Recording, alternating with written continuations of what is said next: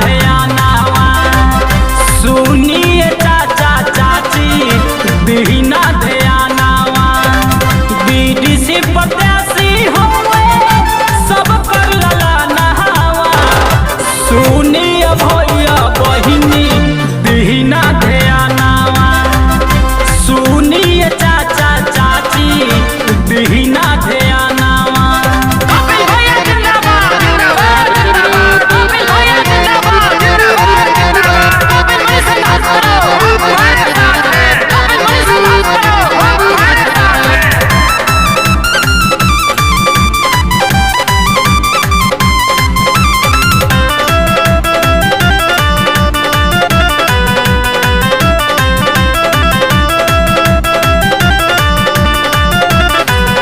ओजरा पंचायत के अच्छा उम्मीदवार हो इनका चाचा चाची करी जा विचार हो कपिल भैया जिंदाबाद ओजरा पंचायत के अच्छा उम्मीदवार हो इनका चाचा चाची करी जा विचार हो गाँव सोन बरसा छैबा पिंड के लला नहावा गाँव सोन बरसा छैबा पिंड के लला नहावा सुन भैया बहिनी दीना ध्यानावा सुनो ये काका काकी दीजा ध्यानावा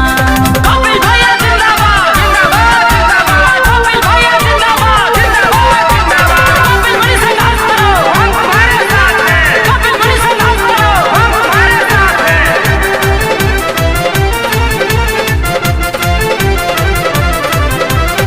सामाजिक विकास में कबो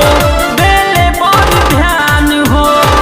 हर जगह इनकर बाटे अच्छा पहचान हो सामाजिक विकास में कबो देले बड़ ध्यान हो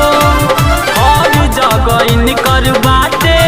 अच्छा पहचान हो देवता रूपी जनता के करले समानवा देवता रूपी जनता के करले समानवा सुनिए भैया बहिनी दीना ध्यानावा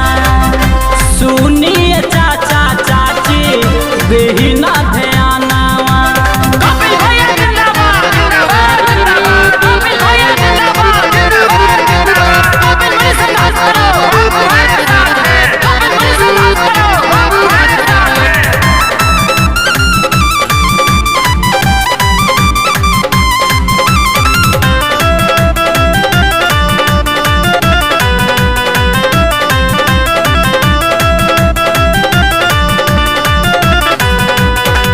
बीडीसी प्रत्याशी हउए देह जा ध्यान जे रौर सब जनता खातिर दे दिह जान जी बीडीसी प्रत्याशी हउए देह जा ध्यान जी रौर सब जनता खातिर दे दिह जान जी केहू बहकाई के तनो मनिहना कहनावा केहू बहकाई के तनो मनिहना कहनावा सुनो ये भैया बहिनी दीह जा ध्यानावा सुनो ये चाचा चाची दीह जा ध्यानावा कपिल मुनि रउआ सबके